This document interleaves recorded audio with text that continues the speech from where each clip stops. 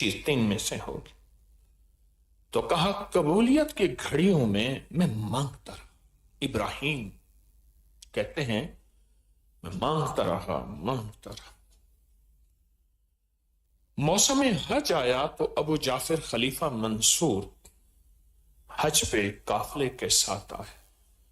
میں نے اپنے ایلچی کو بہت قیمتی ہدیے دے کے اس کا استقبال مکہ سے پہلے کئی میل پہلے استقبال کرایا. اس کے بعد خود پہنچ گیا. کہا کہ خلیفہ کی نظروں میں شک و شبہ دیکھ رہا تھا، کیونکہ خلیفہ نے آنا تھا اور آتے ہی مجھ سے پوچھنا تھا کہ قیدیوں کو میرے سامنے پیش کرو. میں تو قیدی رہا کر چکا تھا،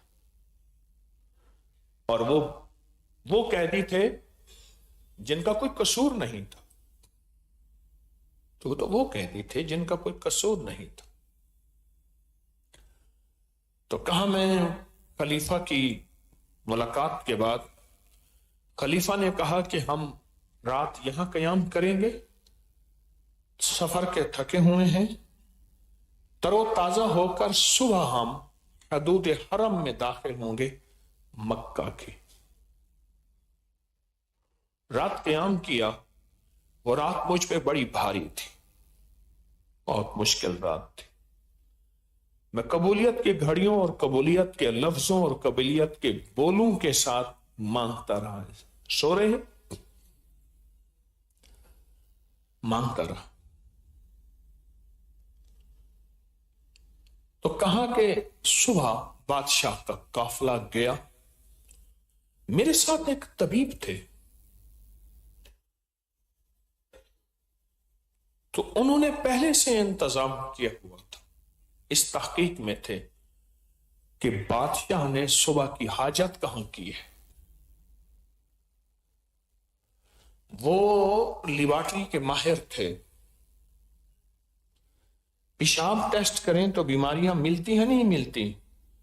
سٹول پخانے سے بیماریاں ملتی ہیں. کہتے ہیں یہ پیشاب پخانے کا میں نے ٹیسٹ کرایا، خون کا ٹیسٹ کرایا. تو کہا اس نے نہ جا کے خلیفہ کے پخانے کو دیکھا. کہا پریشان نہ ہو، آج کے بعد یہ زیادہ دیر زندہ نہیں رہے گا. میں نے دیکھ لیا ہے، میں بھی طبیب ہوں اور ہم بہت تجربہ رکھتے ہیں.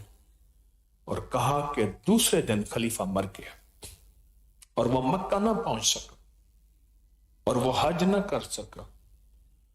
اور اس کے مرتے ہی مجھے سکون آیا کہ قبولیت کے لمحوں اور قبولیت کے بولوں میں واقعی دعائیں قبول ہوتی ہیں. میں نے اللہ کے نیک بندوں کی جان بخشی کی عزت و احترام دیا. خلیفہ کو خبر نہیں تھی، کیونکہ میں اس علاقے کا، مکہ مدینہ ان علاقے کا گورنر تھا مکہ کا. اگر بادشاہ کو پتہ چلتا تو بادشاہ تو مجھے سزا دیتا. ہماری زندگی میں بھی ایسے ہی ہے کہ اگر ہم نے قبولیت کے لمحوں اور قبولیت کی گھڑیوں کو نظر نہ رکھی، قبولیت کی گھڑیوں اور قبولیت کے لمحوں میں نظر نہ رکھی،